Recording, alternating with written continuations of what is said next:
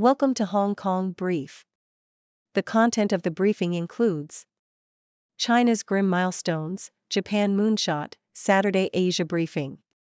Steep drop in South Korean studying in China, a symptom of chill in ties. Chinese developers pull back in Australia, New Zealand as property boom ends. Hong Kong needs to consider introducing sales tax to plug financing gaps. China's once mighty developers face brutal years after end of golden age. China's grim milestones, Japan Moonshot, Saturday Asia briefing. Bloomberg. China's markets are experiencing a difficult January, while U.S. stocks are hitting all-time highs. However, there is uncertainty surrounding China's economic growth target of around 5% last year, with some analysts questioning whether it was actually met. The impact of China's economic struggles is also being felt in other areas, such as the lack of Chinese travelers returning after the COVID pandemic.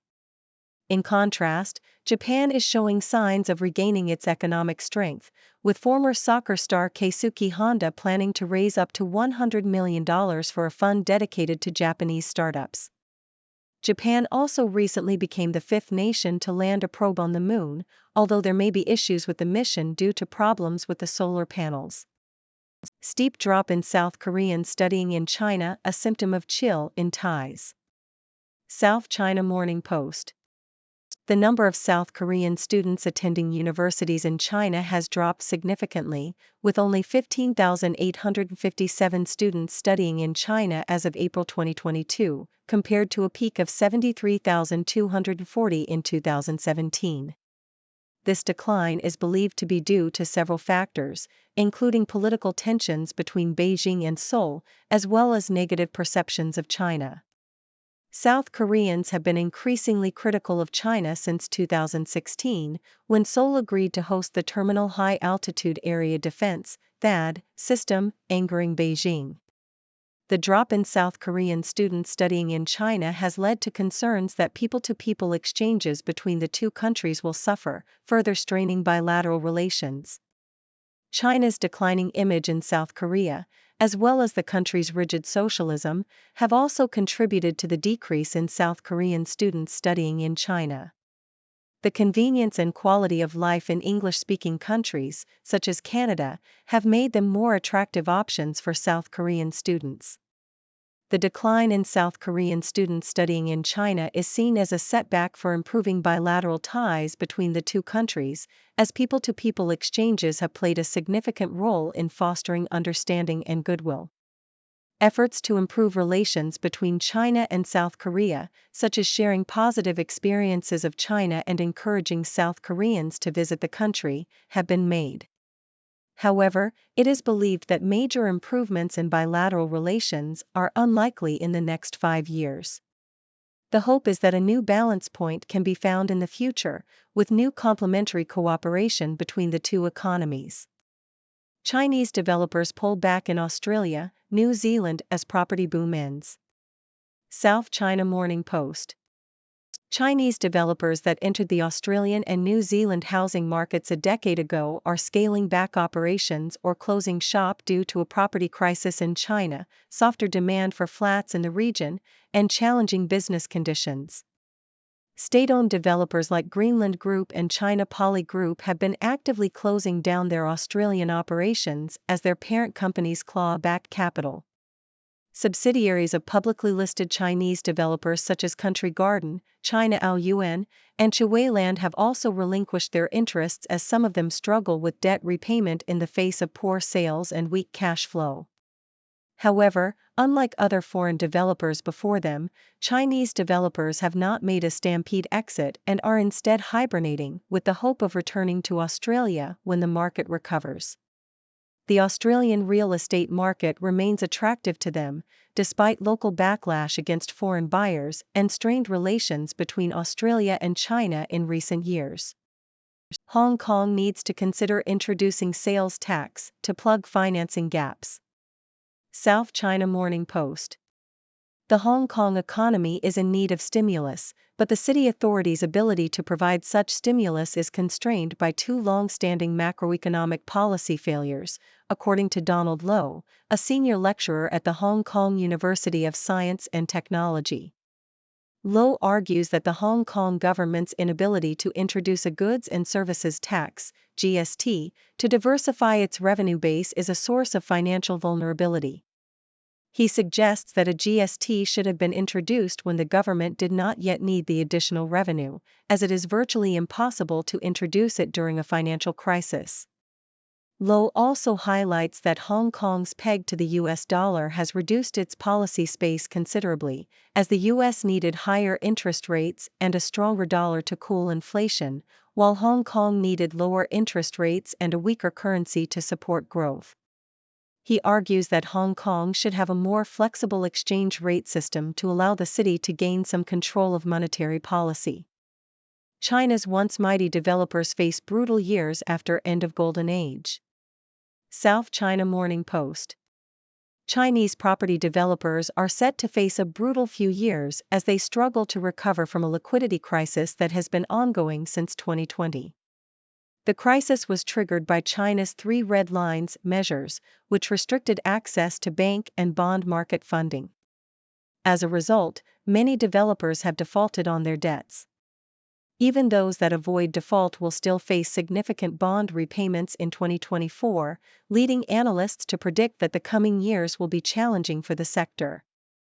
The landscape of the home-building business in China has been forever altered, with companies with partial or full state ownership set to hold sway as Beijing exercises a firmer hand. The dominance of private firms is fading, as they face difficulties securing funding and winning back the trust of prospective homebuyers. The market share held by state-owned developers surpassed that of other developers in 2023 for the first time in the history of the Chinese market. Hong Kong chef swaps kitchen for bearded dragons as he tackles 4 trails race. South China Morning Post. Chef-turned-runner Louis F. Luck has quit his job to become a full-time runner, and now breeds reptiles to fund his running career. F. Luck, 34, has finished in the top 10 in several ultramarathons in the past year and is preparing to tackle the Hong Kong 4 Trails Ultra Challenge, a 298 km race that links all of the territory's major trails. Starting and finishing in Sai Kung and Mui Wu respectively, runners that complete the challenge in 60 hours are deemed a finisher, those that beat the 72-hour cutoff are known as survivors. Low-key debut for Suarez as Miami held by El Salvador. Yahoo! Luis Suarez made his debut for Inter Miami alongside Lionel Messi in a preseason friendly against El Salvador. The match ended in a goalless draw, and Suarez struggled to make an impact on the game. Both Messi and Suarez were substituted at halftime. Miami's preseason tour continues with friendlies against FC Dallas, Al Hilal, Al Nassr, a Hong Kong select team, Vissel Kobe, and Newell's Old Boys before their first MLS match against Real Salt Lake on February 21. How Swiss museum heist was foiled by sting at London hotel. BBC.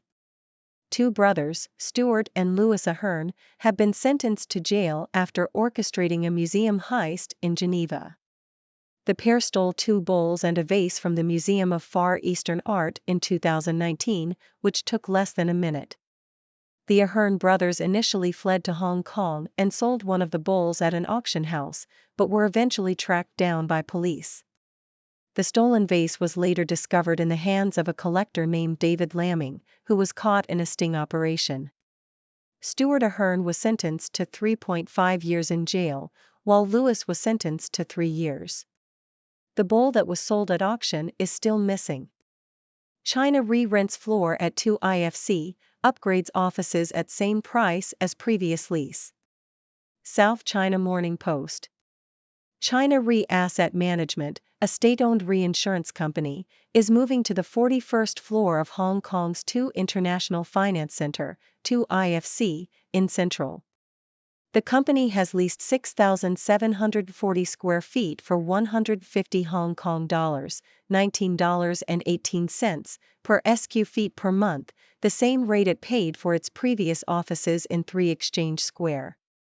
The move is an upgrade and expansion for China Re, and highlights a trend of companies moving back to Hong Kong's main business zone of Central. High vacancy rates are driving down rents in the city's office property segment. No need to be so nervous about competing with U.S., Beijing's advisors say. South China Morning Post. Policy advisors are urging Beijing to remain open-minded and focus on restoring investor confidence as China braces for more geopolitical tensions this year against the backdrop of elections in the United States and European Union. While November's summit between Presidents Joe Biden and Xi Jinping in California helped stabilize relations between their respective countries, it is unclear whether such progress will garner Biden many brownie points with voters in the 2024 U.S. presidential election, according to Zhang Wenzong, Deputy Director and Research Professor of Institute of American Studies at the China Institutes of Contemporary International Relations. Veteran Ellis top tips for runners tackling the 100 Hong Kong dollars ultramarathon. South China Morning Post. Elite runners participating in the Hong Kong 100 ultramarathon have been advised not to open their sandwiches on Monkey Hill due to the risk of being chased by monkeys. The Hong Kong 100 is a 103 km trail race that attracts elite runners from around the world. The race involves climbing steep stairs and hills, and this year's event will kickstart the inaugural World Trail Majors. Runners have been advised to train specifically for the race, with a focus on mastering the stairs and saving energy for the second half of the course, which includes Hong Kong's highest peak. Hong Kong takes a different path to US in regulating spot cryptocurrency ETFs. South China Morning Post. Hong Kong is developing a more flexible regime for cryptocurrency ETFs, experts have said. A key difference between Hong Kong's proposed rules and those in the US is that Hong Kong will allow both cash and in-kind subscriptions. Hong Kong will allow dealers to use Bitcoin to subscribe to the ETF shares, whereas in the US such subscriptions are only allowed with cash. Hong Kong's regulators have also said they are willing to accept applications from funds hoping to offer ETFs to the public. Officials need to sort out mess after latest waste charging delay. SCMP opinion. Hong Kong's waste charging system, which was due to be implemented in April, has been postponed again due to inadequate promotion efforts by the government. The scheme, which aims to reduce the amount of landfill rubbish, has been delayed multiple times, prompting the chief executive to call for large-scale and continuous efforts to explain the policy. The government will now demonstrate how the system works before the official launch, which has been rescheduled for August. Lionel Messi, Inter Miami vs El Salvador live updates, how to watch, starting lineup. Yahoo! Lionel Messi made his debut for Inter Miami in a preseason match against the El Salvador national team. Fans in El Salvador have been eagerly awaiting the arrival of Messi and the Inter Miami team, showing their support by crowding the team's tour bus and lining up for hours to catch a glimpse of the players.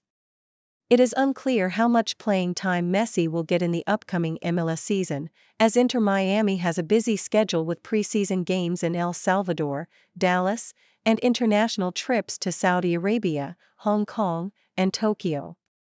Inter Miami coach Tata Martino has hinted that some players may have limited minutes in the first few games. How reliable is China's GDP data? 2024 in focus after debatable 2023. Nikkei Asia. Analysts have expressed doubts over China's 2023 economic growth figures of 5.2%, with some suggesting it is closer to 1.5%. Rhodium Group, a research firm with a focus on China, dismissed the official figure as irreconcilable with evidence of general malaise, while Capital Economics China Activity Proxy Gauge has suggested that actual growth has undershot Beijing's announcement since the start of 2022. However, a survey of 16 economists by Caixin found that the average estimate for GDP growth in 2023 was 5.3%, in line with the official figure. Ladies and gentlemen, I am Dr. Six, your resident observer from the 6 Degrees world, bringing you the latest news from around the globe.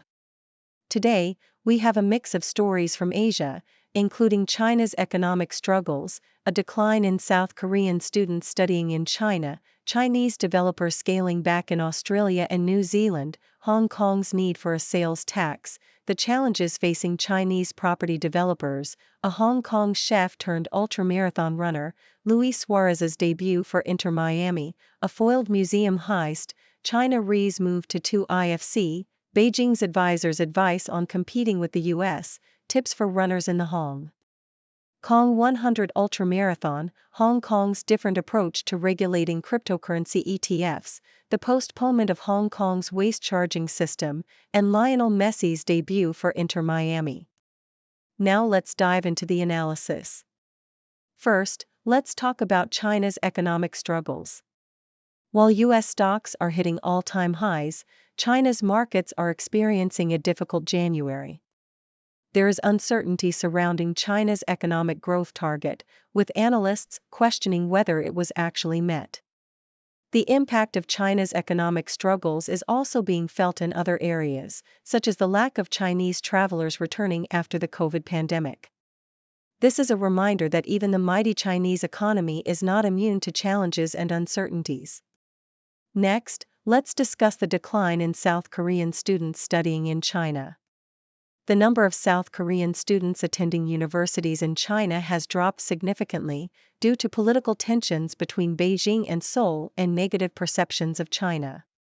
This decline is seen as a setback for improving bilateral ties between the two countries, as people-to-people exchanges have played a significant role in fostering understanding and goodwill.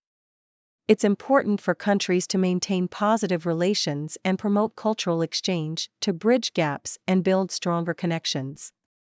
Moving on to Chinese developers scaling back in Australia and New Zealand.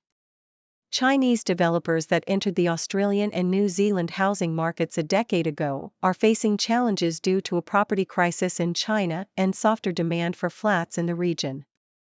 State-owned developers are actively closing down their operations, while subsidiaries of publicly listed developers are struggling with debt repayment. However, unlike other foreign developers, Chinese developers are hibernating with the hope of returning to Australia when the market recovers. This shows that they still see the potential in the Australian real estate market, despite strained relations between the two countries. Now let's talk about Hong Kong's need for a sales tax. The Hong Kong economy is in need of stimulus, but the city's authorities' ability to provide such stimulus is constrained by macroeconomic policy failures. The government's inability to introduce a goods and services tax, GST, to diversify its revenue base is seen as a source of financial vulnerability. A GST should have been introduced earlier when the government did not yet need the additional revenue. In addition, Hong Kong's peg to the US dollar has reduced its policy space considerably. A more flexible exchange rate system would allow Hong Kong to have more control over its monetary policy. These are important considerations for the city's policymakers to address in order to stimulate the economy effectively. Moving on to the challenges facing Chinese property developers. Chinese property developers are set to face a brutal few years as they struggle to recover from a liquidity crisis triggered by China's measures to restrict access to funding. Many developers have defaulted on their debts, and even those that avoid default will still face significant bond repayments in the coming years. The landscape of the home-building business in China is changing, with state-owned developers holding more sway as Beijing exercises a firmer hand. This shift in power poses challenges for private firms, as they face difficulties securing funding and winning back the trust of prospective homebuyers. It will be interesting to see how the market evolves in the coming years. Now, let's take a break from the serious news and talk about a Hong Kong chef turned ultramarathon runner. Louis F. Luck has quit his job to become a full-time runner and now breeds reptiles to fund his running career. He has finished in the top 10 in several ultramarathons and is preparing to tackle the Hong Kong 4 Trails Ultra Challenge. It's inspiring to see someone pursue their passion and take on new challenges. Who knows, maybe we'll see Louis Luck become the next superstar of the ultramarathon world. Moving on to sports, let's talk about Luis Suarez's debut for Inter Miami. The match ended in a goalless draw, and Suarez struggled to make an impact on the game. Both Messi and Suarez were substituted at halftime. It's always interesting to see how star players perform in new teams, and it's just the beginning for Suarez and his Inter Miami journey. We'll have to wait and see how he adapts to his new surroundings and makes his mark on the MLS. Now, let's talk about a foiled museum heist in Geneva. 2 brothers have been sentenced to jail after stealing valuable artifacts from a museum. The stolen items were eventually tracked down, and the thieves were caught in a sting operation. This story reminds us of the importance of preserving our cultural heritage and the efforts made to protect valuable artifacts. It's a reminder that crime doesn't pay, especially when it comes to stealing pieces of history. Let's move on to China Re's move to 2IFC in Hong Kong. The state-owned reinsurance company is upgrading its offices and moving to a new location. This is a positive sign for Hong Kong's main business zone of Central, as more companies are moving back to the area. It's a testament to the attractiveness of Hong Kong as a business hub, despite challenges faced by the city in recent years. The high vacancy rates in the office property segment are driving down rents, making it an opportune time for companies to upgrade their offices. Now, let's discuss Beijing's advisors' advice on competing with the US. Policy advisors are urging Beijing to remain open-minded and focus on restoring investor confidence as China faces geopolitical tensions. It's important for China to maintain good relations with other countries and promote a positive image. While tensions may arise, it's crucial to find common ground and foster understanding. After all, as the saying goes, it's better to have friends than enemies. Let's take a break from the serious news and talk about tips for runners in the Hong Kong 100 Ultramarathon. Elite runners participating in the race have been advised not to open their sandwiches on Monkey Hill to avoid being chased by monkeys. This is a unique challenge that runners in Hong Kong face, and it adds an element of adventure to the race. It's important for runners to be prepared for all kinds of obstacles, whether they are physical or animal-related. Now let's discuss Hong Kong's different approach to regulating cryptocurrency ETFs. Hong Kong is developing a more flexible regime for cryptocurrency ETFs, allowing both cash and in-kind subscriptions. This sets it apart from the US, where only cash subscriptions are allowed. Hong Kong's regulators are also willing to accept applications from funds hoping to offer ETFs to the public. This shows that Hong Kong is open to innovation and willing to adapt to the changing landscape of the financial world. Moving on to the postponement of Hong Kong's waste charging system. The scheme, which aims to reduce landfill waste, has been delayed once again due to inadequate promotion efforts by the government. It's crucial for the government to effectively communicate the policy to the public and address any concerns or misunderstandings. Waste management is an important issue, and it's essential for Hong Kong to implement effective solutions to reduce its environmental impact. Finally, let's talk about Lionel Messi's debut for Inter Miami. Fans in El Salvador have been eagerly awaiting the arrival of Messi and the Inter Miami team, showing their support and excitement. It's unclear how much playing time Messi will get in the upcoming MLS season, but his presence has already generated a lot of buzz. It will be interesting to see how Messi adapts to the MLS and makes his mark on the league. And that's a wrap for today's news. I hope you enjoyed the mix of stories from Asia. Now it's time for your thoughts and questions. What do you make of China's economic struggles and the decline in South Korean students studying in China? Do you think Chinese developers will be able to recover from their liquidity crisis? And what are your thoughts on Hong Kong's need for a sales tax and the challenges facing its waste charging system? I look forward to hearing your insights. Thank you for tuning in.